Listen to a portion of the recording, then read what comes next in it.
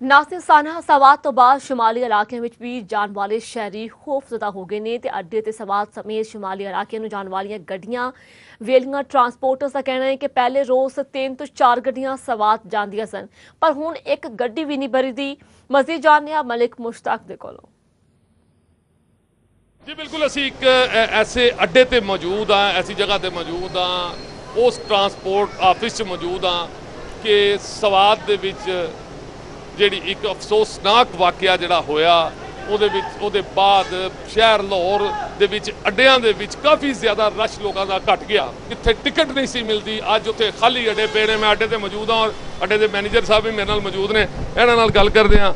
ਇਹ ਦੱਸਣਾ ਭਾਈजान कि नारायण कगान सवात इधर जाने वाले लोगों का कितना रश घटिया। फस्ट ऑफ ऑल तो असी दुआ ही कर सकते हैं जो लोग फौत होए से उन्होंने वास्ते। उस तो बाद जो है असी तो 3 दिन वास्ते जो आजम खान न्याजी साहब ने न्याजी एक्सप्रैस के ओनर उन्होंने सर्विस बंद करती सी, लेकिन उस तो बावजूद भी जी असी सर्विस देंदे पे हाँ। सवात की असी फिलहाल बंद की हुई है, जो उत्थे आया फ्लड आया उनकी वजह तो हुण जो है असी फिलहाल नारायण कगान की सर्विस देंदे पे हाँ। वो भी असी रात को एको ही गड्डी हुण कटदे पे हाँ।